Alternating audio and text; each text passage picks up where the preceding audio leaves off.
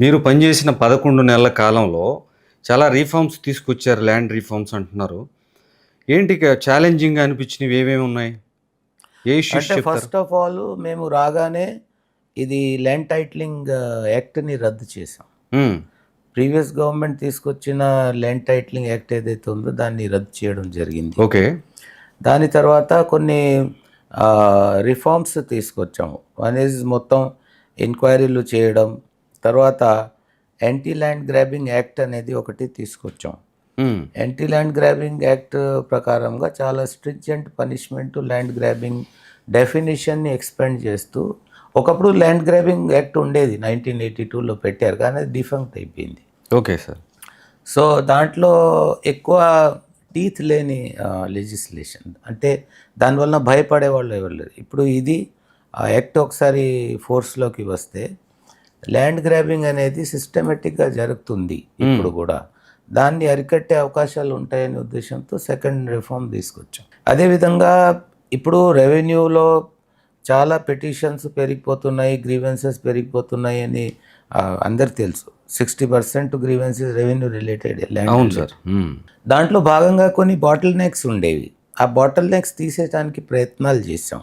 దాంట్లోనే మన prohibition of transfer యాక్ట్ని amend చేయడం జరిగింది. అదేవిధంగా మొత్తం రెవెన్యూ వ్యవస్థని పరిశీలించడానికి ఒక రెవెన్యూ సదస్సు 15 రోజుల దాకా రెవెన్యూ సదస్సు కండక్ట్ చేయడం జరిగింది. ఒక డ్రైవ్ పెట్టడం జరిగింది. పట్టాదారు పాస్ పుస్తకాలు మార్పిడి చేయడం జరిగింది. ల్యాండ్ సర్వే ఒకప్పుడు ఆపి మళ్ళీ దాన్ని ఎలా తీసుకెళ్దాం, మళ్ళీ ఒక పైలట్ చేసి ఉన్న లోటుబాట్లు తీసేసి ల్యాండ్ రీసర్వేని ప్రారంభించడం జరిగింది. ఇట్లాంటి కొన్ని రిఫార్మ్స్ అయితే వచ్చింది. మీరు గమనించింది ల్యాండ్ టైటిలింగ్ యాక్ట్కి సంబంధించి చాలా మంచిది ఈ చట్టం అని చెప్తున్నారు. అందులో ఏంటి ప్రాబ్లం ఏంటి? ఎందుకు దాన్ని ఇంప్లిమెంట్ చేయకుండా రద్దు చేశారు? సెంట్రల్ గవర్నమెంటే ఇంప్లిమెంట్ చేయమని చెప్పినప్పుడు ఇక్కడున్న సమస్య ఏంటి? సెంట్రల్ గవర్నమెంట్ ఇంప్లిమెంట్ చేయమని చెప్పలేదు. నీతి ఆయోగ్ మాత్రం ఒక కమిటీ, నీతి ఆయోగ్లో ఒక ల్యాండ్ మీద చూసే కమిటీ ఒక డ్రాఫ్ట్ బిల్ని అన్ని స్టేట్స్కి పంపించి మీరు కొంచెం చూడండి, మీకు వీలైతే చేయండి. ఇప్పుడు ఒకప్పుడు పట్టాదారు పాస్బుక్ అండ్ టైటిల్ డీడ్స్ ఇచ్చేవాళ్ళు. దేని కింద? ఆర్ఓఆర్ యాక్ట్ కింద. ఆర్ఓఆర్ యాక్ట్ కిందే టైటిల్ ఇచ్చే ప్రొవిజన్ ఉంటే మళ్ళీ కొత్త యాక్ట్ ఎందుకు? నంబర్ 1. నంబర్ 2, ఆ యాక్ట్లో కొన్ని మార్పులు చేయడం బట్టి కొన్ని భయంకరమైన కష్టాలు వస్తాయని మాకు అనిపించింది. One is land titling officer అనేది ఒకటి ఉంటాడు. The NITI Aayog says any officer can be appointed as land titling officer. మన బిల్ ఏం says any person can be appointed as land titling. Any person. What does it mean? Any person, మీరు, నేను, ఈయన, ఎవరైనా ఉండొచ్చు. అది ప్రైవేట్ పర్సన్స్ కూడా ఉండొచ్చు. సెకండ్, అపీల్ ప్రొవిజన్ పెట్టారు. సరే, there is an appeal. Original బిల్లో ఒక ట్రైబ్యునల్స్ కాన్స్టిట్యూట్ చేయడం జరిగింది. అంటే ఈరోజు ఇండియాలో కాన్స్టిట్యూషన్ పరంగా only judiciary can decide legality of a case కదా. అంత లిటిగేషన్ ఫైనల్గా ఎక్కడ జ్యుడిషియరీకే కదా పోతుంది. కానీ దాంట్లో ఆ ప్రొవిజన్ తీసేయడం బట్టి ఫైనల్గా అసలు ఏమైనా డిస్ప్యూట్ అయింది అనుకోండి, ఎక్కడ పోవాలి? ఒరిజినల్ బిల్లో అది ఉంది, ట్రైబ్యునల్స్ ఉన్నాయి, అపిలేట్ ట్రైబ్యునల్ ఉన్నాయి, హైకోర్టు జ్యూరిస్డిక్షన్, అది తీసేయడం.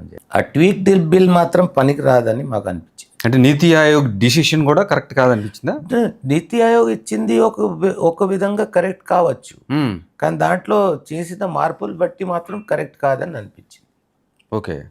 మరి కొన్ని ఇబ్బందులు ఉంటే వాటిని పరిష్కరించుకొని లేకపోతే కొన్నిటిని యాడ్ చేసి రిడెండెన్సీ అండి. ల్యాండ్ టైటిలింగ్ అంటే ఇప్పుడు ఇప్పుడు టైటిల్ లేదనుకుంటున్నారా? మీకు నాకు ఈయనకి ల్యాండ్ ఉంటే మా టైటిల్, ఇది ఇల్లు నేను కొనుక్కున్న టైటిల్ లేదనుకుంటున్నారా? ఎవడైనా వచ్చేపోయి ఇది నాది అని చెప్పవచ్చా? టైటిల్ అంటే ఏంటి? నేను రిజిస్ట్రేషన్ పరంగా కొన్నాను, నా టైటిల్.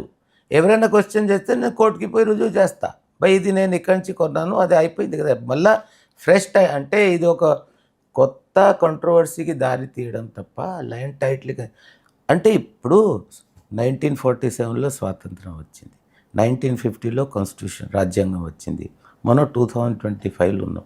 ఇప్పుడు దాకా ఏంటి ఇండియాలో టైటిలింగ్ అనేది లేదా? మనం when constitution preamble says it's a sovereign state. Hmm. అప్పుడు 1947లో ఏమైంది, సర్దార్ వల్లభాయ్ పటేల్ టైంలో హైదరాబాద్ నిజాం, జూనాగఢ్, కశ్మీర్ రాజా లేదు వీఆర్ ఇండిపెండెంట్, వీఆర్ సావరిన్ మ్మ్. అని అన్నారు కదా. ఎందుకు అన్నారు? Who is the land lord of Hyderabad state? Nizam. Hmm. Hmm. Today also sovereign state, what does it mean? ఈ ఇల్లు రేపు సీట్ యాక్సెస్కి కావాలి అంటే గవర్నమెంట్కి హక్కు ఉంది కదా.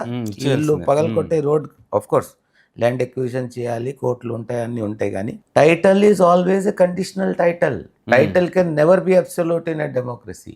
Title can be absolute in a autocracy or theocracy. Title can never be absolute. మ్మ్. అంటే ఒక్కసారి టైటిల్ ఇచ్చిన తర్వాత ఎవరు అడగటానికి వీలు లేదని ఎలా చెప్తాం మనం? మ్మ్. రేపు ఇది ప్రైవేట్ ల్యాండ్, రేపు ఇది గవర్నమెంట్ ల్యాండ్ అవ్వచ్చు కదా, ఒక గవర్నమెంట్ ల్యాండ్ ప్రైవేట్ అవ్వచ్చు కదా ఇల్లు స్థలాలు ఇచ్చిన తర్వాత, మ్మ్. అవునా కాదు? కాబట్టి టైటిలింగ్కే లేదు అని చెప్పడం కరెక్ట్ కాదు. ROR యాక్ట్ కింద మేము ఎప్పుడో టైటిల్ డీడ్ పనిచేసాం. మరి టైటిల్ డీడ్ అంటే అర్థం ఏంటి? టైటిల్ డీడ్ మ్మ్. అది డీడ్ కాదా, టైటిల్ కాదా? సో ఇంకా కొత్తగా మళ్ళీ అవసరం లేదు.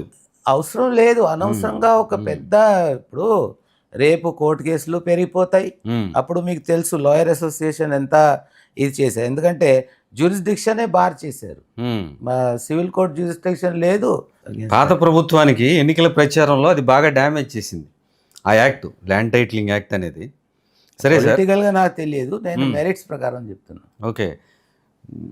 ఇప్పుడు మదనపల్లి ఫైల్స్కి సంబంధించి దాంట్లో ఏం తేల్చలేదు ఏంటి? రిపోర్ట్ కూడా బయటికి రాలేదు. ఎందుకు తెలియలేదు? అదంతా ఇప్పుడు ఫైల్స్ రీక్రియేట్ చేయడం జరిగింది, వీళ్ళని సస్పెండ్ చేయడం, వీళ్ళు జైల్లో ఉన్నారు.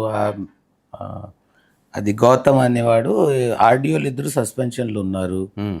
తగలపెట్టింది అంటే ఫైనల్గా సిఐడి దగ్గర వెళ్ళింది. CID investigation is going on. But మా రెవెన్యూ పరంగా చేయాల్సిన పనులు అన్నీ జరిగిపోయినాయి. ఫైల్స్ రీక్రియేట్ అయిపోయినాయి, ఎంఆర్ఓస్ మీద ఆర్డీఓస్ మీద యాక్షన్ జరిగిపోయినాయి, క్రిమినల్ కేసులు పెట్టడం జరిగింది. ఫైల్స్ మాత్రం రీక్రియేట్ అయిపోయినాయి, ఎందుకంటే RDO office is an intermediate office. Hmm. No file originates or terminates in an RDO office. లక్కీగా మ్మ్. ఫైల్ తహసీల్ ఆఫీస్లో అయినా ఒరిజినేట్ అవుతుంది, లేకపోతే కలెక్టరేట్ మారుతూ ఉంటుంది. ఒరిజినేటింగ్ తహసీల్, టర్మినేటింగ్ కలెక్టరేట్, ఇది ఇంటర్మీడియట్ ఆఫీస్. కాబట్టి it was very easy to recreate files. అసెంబ్లీలో బోండా ఉమా గారు మీతో ఏదో గొడవ పడ్డారని ఒక ప్రచారం జరిగింది. అట్లా ఏం లేదండి. మ్మ్. బొండమ్మ గారితో నాకు చాలా మంచి సంబంధాలు ఉన్నాయి. మ్మ్. మేము ఫ్లడ్లో కలిసి తిరిగాం. నేను ఒక ట్రాక్టర్ మీద, ఆయన ఒక ట్రాక్టర్ తిరిగి ఫుడ్ పంచాం మేము. మీ ప్రమేయం లేకుండా, మీ ఇన్వాల్వ్మెంట్ లేకుండా కొన్ని ఎలిగేషన్స్ రెవెన్యూలో మీరు పనిచేస్తున్న సందర్భంలో వచ్చాయని, అందుకే మీరు అక్కడి నుంచి టెక్స్టైల్స్ అండ్ హ్యాండ్లూమ్స్ చేనేత జౌలి శాఖకి పంపించారని అంటున్నారు. నిజమేనా? నాకు తెలియదు.